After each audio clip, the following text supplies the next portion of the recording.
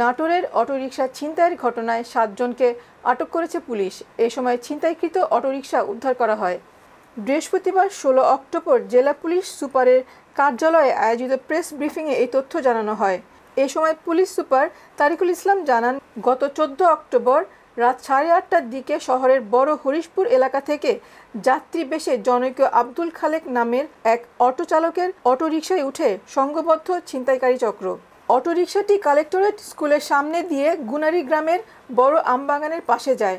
সেখানে তারা অটোরিকশা চালক আব্দুল খালেককে মারধর করে অটোরিকশা থেকে নামিয়ে দেয়। পরে তারা নগদ 6,500 টাকা এবং মোবাইল ফোন নিয়ে পালিয়ে যায়। পরে আব্দুল খালেক বাদী হয়ে থানায় একটি এজাহার দায় করেন।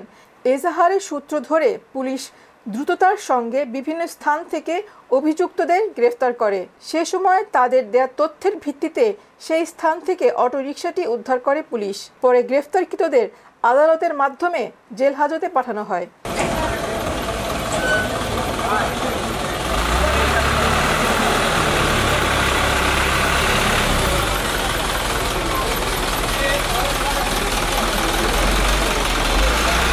এবং আমরা যতটুকু আমাদের ইন্টেলিজেন্সে জানতে পারছি যে আমরা যে বিসমিল্লাহির রহমানির রহিম।